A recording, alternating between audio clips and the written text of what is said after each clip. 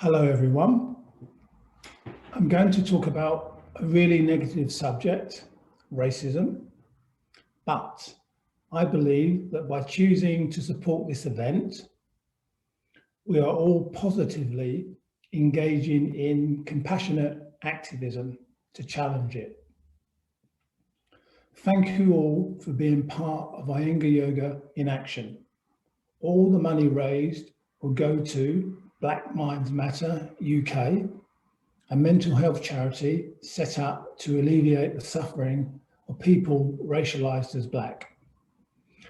The Iyengar Association of UK has over 1,200 qualified teachers, and I would especially like to thank, so far, the 25 qualified Iyengar teachers who have officially supported this event, and all the Iyengar Yoga teachers who have also done so unofficially. The Indian theory of karma states that all our actions have consequences, which go on to have either good or bad outcomes. Some actions reverberate throughout history and time, hanging in the air, where it seems no one knows or can agree quite how to deal with the consequences of past actions influencing the present. I don't think it's surprising that people do terrible things to other people. Why? Because the benefits outweigh the costs. The global dehumanization of people of colour for their land, resources, and human capital over the past 400 years and continuing today is the main reason why most of us in Europe are leading relatively privileged lives. Thanks to the success of our European ancestors, who have been very methodical and successful in exploiting the resources of the world, we find ourselves in a place where people have become defensive and in denial about the true reasons why the West is rich and most of the world is poor. Our privileged lives are a legacy of organised European groups travelling around the world and committing crimes against indigenous peoples. These groups were supported and enabled by European ideologies, which were spread to the general population by clergies, philosophers, scientists, and politicians. I think it would be difficult to name an Enlightenment thinker who was not also a racist. For example, the philosopher Immanuel Kant was one of the most influential racists of all time. Kant was convinced that skin colour indicated qualities of personality and morality. In other words, being dark-skinned meant you were stupid. Or Carl Linnaeus, the 18th century founder of botany and zoology, who categorized 5 types of human being into a racialized hierarchy, with Europeans at the top and Africans at the bottom.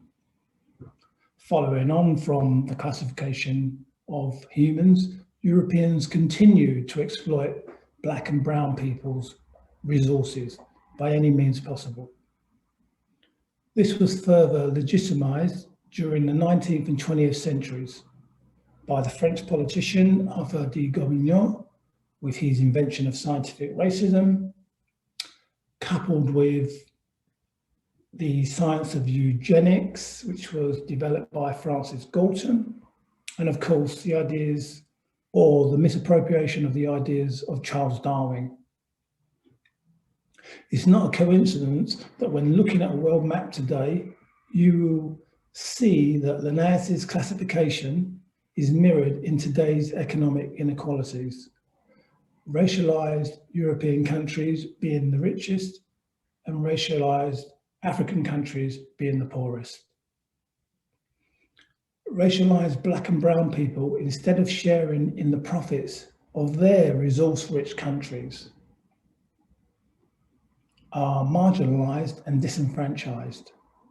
while the economic exploitation that created their situation becomes more sophisticated in maintaining their deprivation.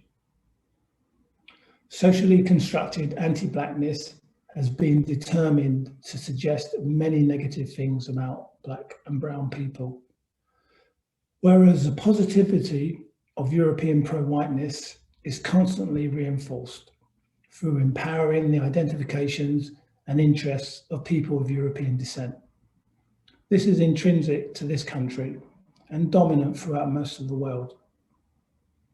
Racism is interlinked with our present economic system of doing business, exploiting the planet's resources, including human populations, is a main cause of suffering. In recent interviews and documentaries, David Attenborough has talked about how we need to change the way we do global business or suffer the consequences of our action, more species extinction and more global tragedies. Some people think education can change our situation, while others believe only revolution can change our plight. Revolution means a forcible overthrow of a government or social order in favour of a new system. Whoa. Now, David Attenborough is not the first person or the first name that comes to mind when you mention revolution. However, he suggests that a complete overhaul of the system is needed. Exploitation of the world for its human, animal, plant and mineral resources is unsustainable. It's also interesting and ironic that the Sanskrit word hatha can mean force, as in hatha yoga. Do we need to forcibly change our minds and the way we perceive and live our lives in relation to ourselves, other people, and the world? The practice of yoga can be transformative and lead to positive change, or it can be exploitative. Being a student of yoga has helped me recognize and cope with some of the anxieties, frustrations, and mental suffering that we are all exposed to. Acknowledging that I can reduce suffering, be the cause of suffering, and be the sufferer does not make me a victim. I can live a life of denial, or I can face the uncomfortable truths. According to many Indian philosophies, life is suffering, and the goal of life is liberation from suffering. The classical Indian philosophical text, the Yoga Sutras of Patanjali, states that for those who have discrimination, everything is suffering. It describes 4 types of suffering. The first kind of suffering is caused by the changes and transformation that occur throughout the mental, emotional, and physical life. The second is the involuntary pain felt in the mind and senses and can be divided into 3. It can arise from one's body and mind in the form of illness, insecurity, and anxiety, or it can be created by living entities, such as people, viruses. Finally, pain can be derived from nature and the environment in the form of natural weather cycles, or now climate change. The third kind of suffering is samskaras, or subliminal impressions, which reside in the mind and are triggered by the desire to avoid pain or the desire to enjoy pleasure. This creates a cycle of action and reaction, otherwise known as karma. The fourth kind of suffering is the agitated mind. However happy one seems to be, there's always a tinge of distress or illusion within the changing mind. The Yoga Sutras of Patanjali is a dualistic philosophy that views the self or the animating force of life as completely distinct from all matter, including the mind and body. I believe classical yoga philosophy has a potential to teach us to disentangle ourselves from and look beyond the primacy of the material consumer world and find in ourselves and other living beings something more valuable than any man-made object or product. BKS Iyengar's method of yoga uses asana or yoga postures as a self-contained object of meditation that, if done correctly, can bring about the goal of yoga. By stilling the mind of all thought, an inner space is eventually created to view reality untainted by our own preconceptions.